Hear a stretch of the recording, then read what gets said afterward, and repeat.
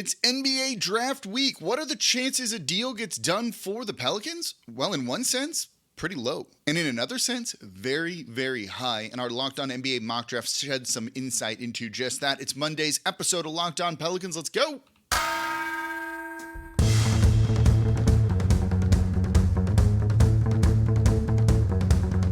You are Locked On Pelicans, your daily New Orleans Pelicans podcast. Part of the Locked On Podcast Network, your team every day. Welcome to another edition of Locked On Pelicans, the daily podcast covering your favorite team, the New Orleans Pelicans and NBA, part of the Locked On Podcast Network, your team every day, available wherever you get your podcasts and available on YouTube. I'm your host, Pelicans Insider, credential member of the media, Jake Madison, at NOLA Jake on Twitter. Here with y'all on this Monday. It is draft week. And the Pelicans got some decisions to make. Some deals might get done, and then they're going to be on the clock before we know it. Of course, we'll have all of the coverage of the draft here on Locked On Pelicans Night Of. We'll be going live right after the Pelicans make their pick while the draft is still going on, or maybe even live before, depending on what happens. We'll also have some hangouts with the Locked On Podcast Network hosts.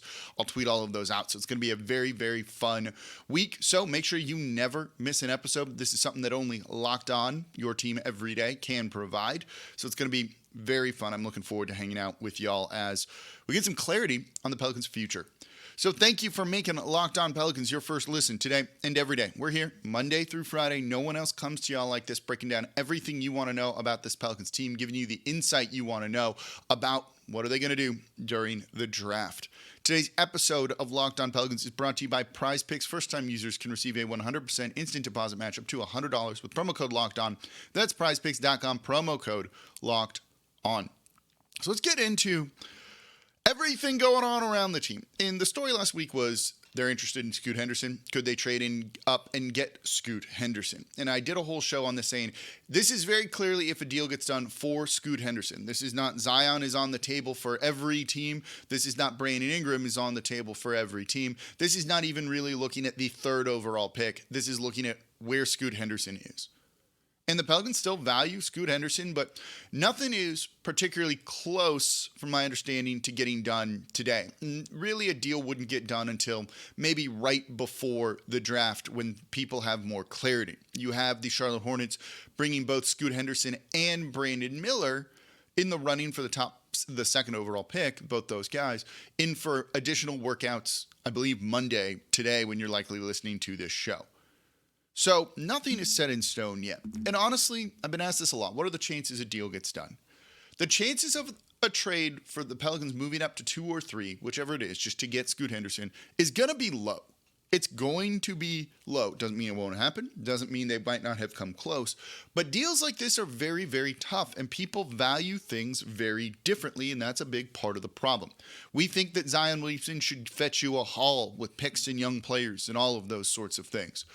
But 29 games over the past 2 seasons, the lack of games that he's played in his career is not something that seems to appeal to every team, and there's a big risk there, despite him being under contract for 5 more years, just 22 years old, and having MVP-level talent.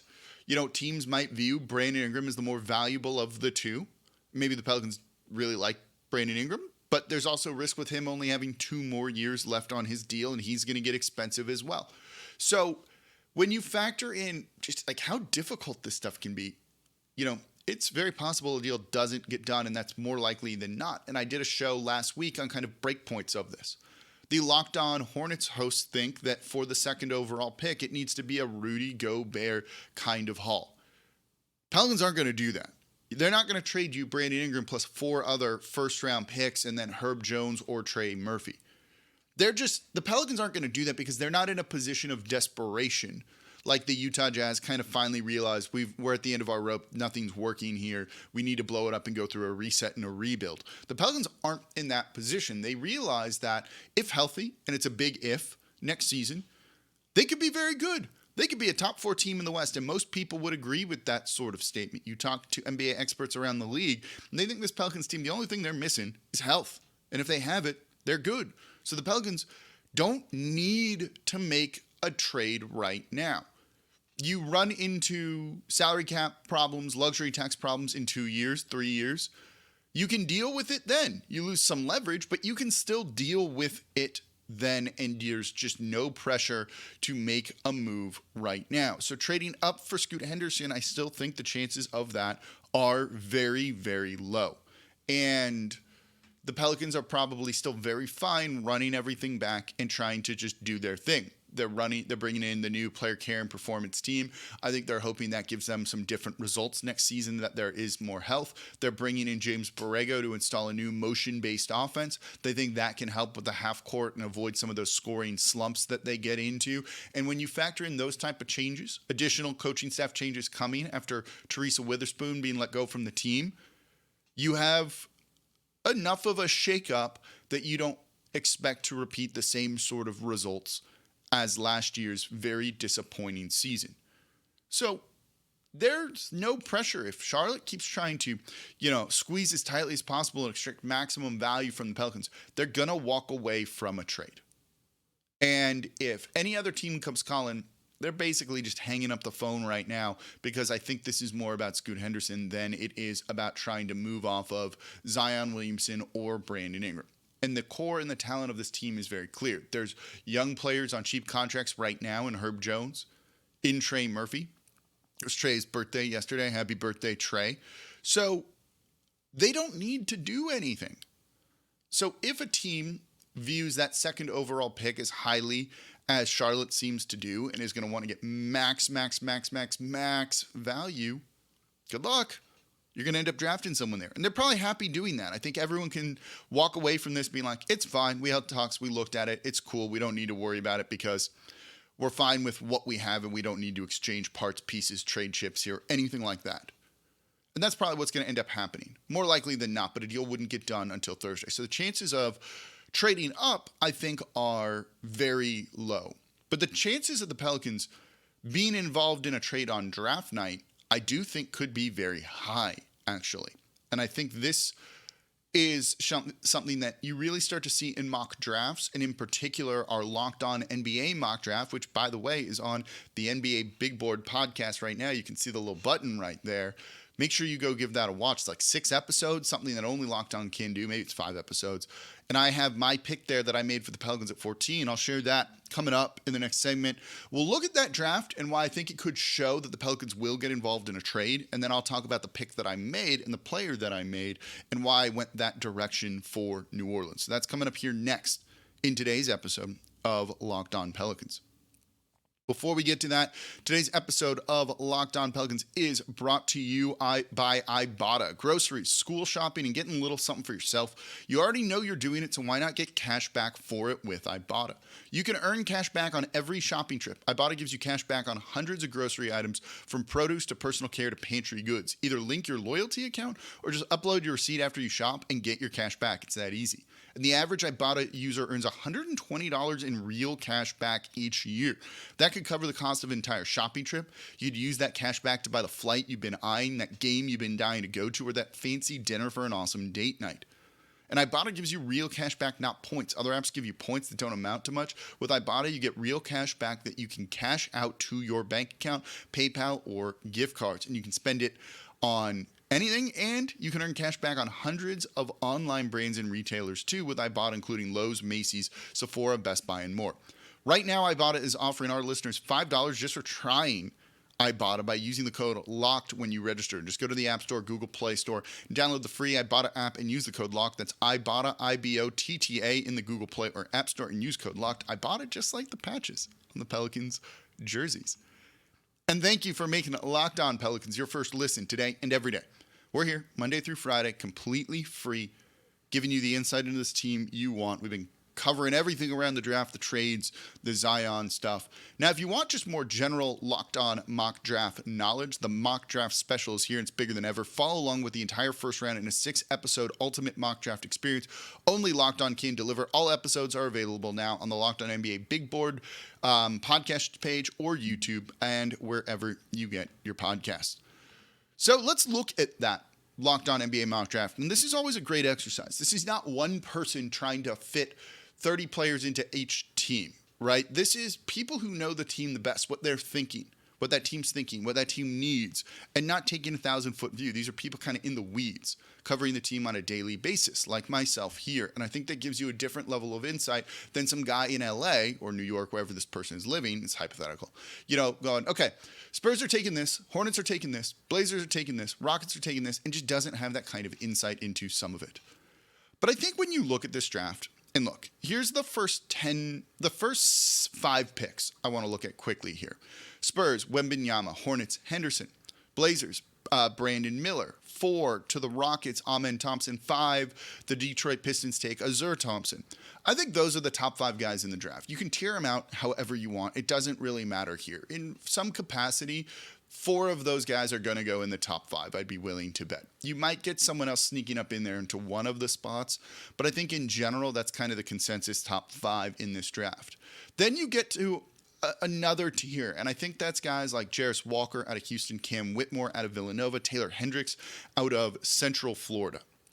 And they're kind of there in that 5 to 10 range, and someone else might sneak up in there. One of those guys might jump up a little bit too and go in the top 5. And then you get from kind of 10 on down, maybe even 8 on down, to almost the mid-20s, a tier of guys I think that you would be fine drafting any of them. So 6, the Orlando Magic in this draft kind of shook it up and took Grady Dick. 7, the Pacers took Jarris Walker. 8, the Wizards took Cam Whitmore. Oklahoma City had a trade to 9, moved up, took Taylor Hendricks. At 10, the Dallas Mavericks took Anthony Black out of Arkansas. 11, the New York Knicks traded up to take Jordan Hawkins out of UConn. The Jazz at 12 now take Cason Wallace out of Kentucky. At 13, the Raptors took Kobe Buffkin from Michigan. And then at 14, for the New Orleans Pelicans, took Nick Smith Jr. out of Arkansas. And we'll go into him as a player in the next segment. But after Nick Smith Jr., it went Derek Lively, the second, to the Atlanta Hawks. Utah Jazz at 16 took Leonard Miller. 17, the Lakers took Jet Howard. Miami Heat at 18 took Gigi Jackson. The Golden State Warriors took Jalen Hood-Schifino out of Indiana at 19. 20, the Knicks took Bryce Sensabaugh from Ohio State. 21, and we'll stop here, the Jazz took Keontae George out of Baylor. There's a number of names there that if they ended up on the Pelicans, you'd be fine with, right? I actually wanted Kobe Buffkin at 14. I think I've made it very clear that I think he's a future Sixth Man of the Year, potentially that kind of mold of a player.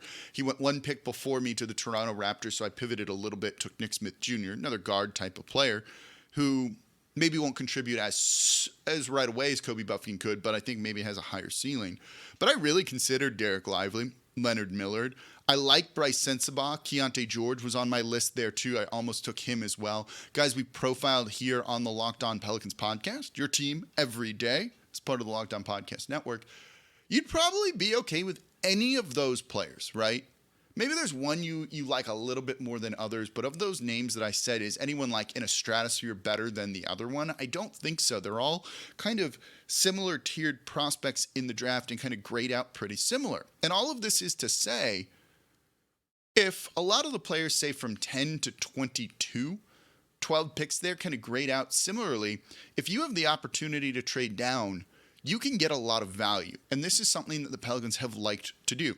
Trade back a couple spots in the draft and still get either the guy they really wanted or a guy that they're very comfortable and happy taking with. They traded down, took Trey Murphy III at 17 from the 10th overall pick. Managed to offload a contract they didn't want, brought in Jonas Valanciunas, a better center, offensive center. They loved that deal for a guy that they wanted to take at 10 but knew they couldn't. If they have their eyes on someone like Bryce Sensabaugh or even Chris Murray, who they recently brought in for a workout from Iowa, if you can trade down, get an additional first-round pick, say you trade the 14th overall pick to, I don't know, the Miami Heat for the 18th overall pick, and you get a future first-round pick, that one probably wouldn't happen. Maybe it would be with the Brooklyn Nets or something like that at 22.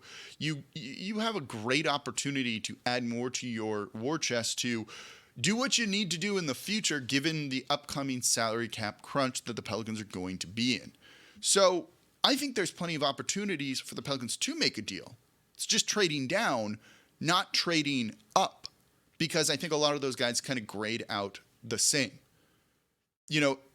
If you have Kobe Buffkin, if you have Nick Smith Jr., if you have Bryce Sensabaugh, it's kind of like pick the exact flavor of what you're looking for. but they all kind of fit a similar role. Maybe you just want that developmental big in Derek Lively, but you don't want to take him at 14, although I think he's going to end up going close to the top 10. He's a guy that's flying up draft boards. I don't even know if he's going to be there at 14 anymore. But say he is. Say he's there at 14 and all of a sudden that pick gets real hot in trade talks and you have the option to trade down and get a future first and still get a guy that you feel really happy about.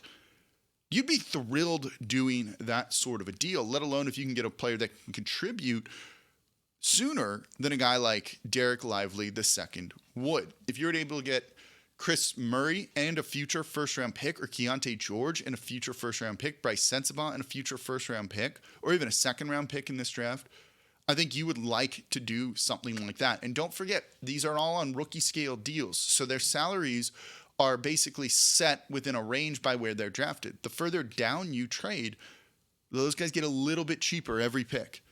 So if you go down 10 spots, that's a much cheaper player than someone that you would have had at 14 if you're drafting at 24, especially if you have them graded almost equally on your draft board. So I do think this draft shows you when there's a range of those guys and people value them very differently, which means there's going to be options to trade down on draft night. So the Pelicans are still going to be working the phones. It just might be going in the opposite direction in the draft than what we were originally thinking. But what about Nick Smith Jr.? And why did I go that direction with him in this mock draft exercise? And let's talk about him as a player. I did a show on him. It was like one that I kind of like dumped out on a Friday that people didn't really listen to. So I want to go back to looking at him because I think he's a very interesting player and one that makes a lot of sense from a number of different directions and reasons for the New Orleans Pelicans. So that's coming up here next in today's episode of Locked On Pelicans. Before we do that, though, today's episode of Locked On Pelicans is brought to you by PrizePicks. PrizePicks is daily fantasy made easy. You just look at these projections of these players. The NBA is over, but baseball is still going on. You can get in on it there, and the NFL is going to be back before we know it. And this is so simple. You pick 2 to 6 players, and if they go score more or less than their PrizePicks projection, you win up to 25 times your money on any entry. You're not competing against other people. It's just you versus the projections, which is what makes this so great. You see the numbers on the screen above that or below that. As simple as everything. More or less. So, they offer projections on any sport you could possibly watch, and entries can be made in 60 seconds or less. It's that easy. They offer safe and fast withdrawals, and they're currently operational in over 30 states in Canada. So download the PrizePicks app or go to prizepicks.com to sign up and play daily fantasy sports. First-time users can receive a 100% instant deposit match up to $100 with promo code LOCKEDON. If you deposit $100, PrizePicks will give you $100. If you deposit $50, PrizePicks will give you $50. Don't forget, enter promo code LOCKEDON at sign up for an instant deposit match up to $100.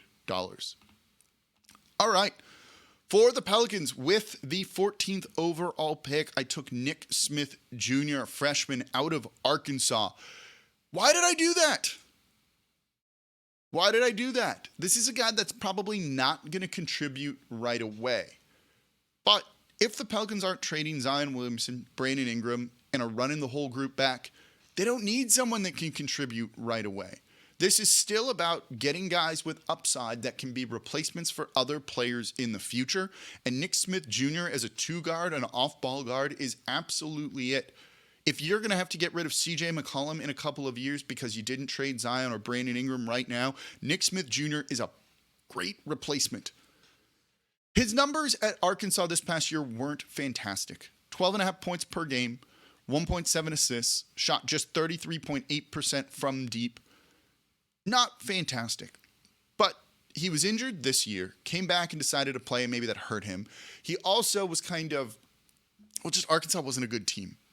And they also had Anthony Black, who shared time in the backcourt with, who's more their point guard. And you could just see how defenses loaded up on those two guys and made their life very difficult. But at 6'5" with a 6'8" wingspan, this was a consensus top 3 recruit coming out of high school. So he's a guy that people 2-3 years ago were looking at to be potentially the number 1 overall pick in the draft. I think that's real good value to get just on that alone at 14. You know, NBA comps are Jamal Murray, Tyler Hero, that kind of scoring guy. Just strong, really good handle, can get his shots off all over the court, can get inside, has a number of tricks in his bag, including floaters, pull-up jumpers. All of that, I think, is great. Give him the ball, he can go and create and score, but he also works well off ball, which means he's going to fit right in with these other players on this Pelicans roster. And he brings a ton of energy, a ton of effort. And while he's not an amazing defender, he really works hard on that end. So this is a bit of a swing. This is a bit of going for upside here. But he has a lot of craftiness to his scoring, and that's something that the Pelicans need and will continue to need in the future.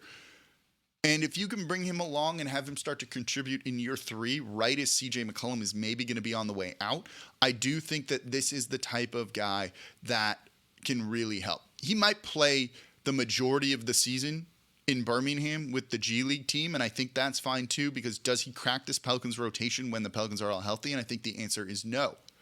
You do that, you send him down there to work on his shot selection, kind of get him to find his into the flow of the game, the feel for the game just a little bit more. But when you look at his shooting, the mechanics are really good. The pull-up jumper from mid-range shows he can probably become a good three-point shooter long-term.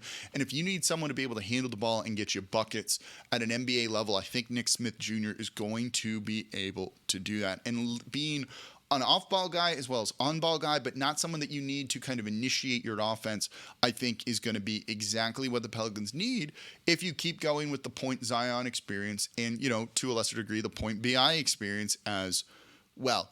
Great moves, a lot in his bag. This is a player, I think, taking this pick. There's a slight risk to it. If it doesn't work out, it's a bit of a wasted pick, something similar to Kyra Lewis Jr., right, who I don't really see being a long-term part of the Pelicans right now and what they're building. And at this point, maybe it's a bit of a replacement for what they thought Kyra could be. So I like this pick for the Pelicans. You could have gotten a guy like Bryce Sensabaugh who maybe fits in a little bit sooner but doesn't have as much upside. Jalen Hood-Schifino is another one too. We haven't profiled him. Keontae George was available. But I want the guy who I know can be a borderline level all-star. And maybe that's what he is. I don't know if he's going to be an all-star in the NBA. But at 14, if you get a guy that's close, that's going to be a replacement for a future player of yours that has very strong NBA comps and looks like those guys and plays like those guys and has a deep bag of moves, shots that he can do, a lot of versatility, I dig that in that kind of player that I think this Pelicans team could need. I would have drafted Kobe Buffkin if he was there at 14, and I was minorly annoyed he went at 13, but I was pretty happy taking Nick Smith Jr. at 14 I just think it's really good value there. And value is important in the draft. It's not the only thing you want to look at, but it is pretty important when it comes to the NBA draft as well. And I think Nick Smith Jr. presents that.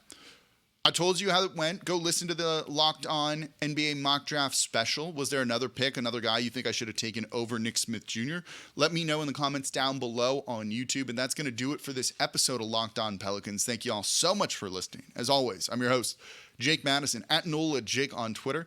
And I'll be back with y'all tomorrow to talk a little bit more draft and probably more rumors and all that, because it's going to be nonstop the next couple of days. So I'll see y'all then.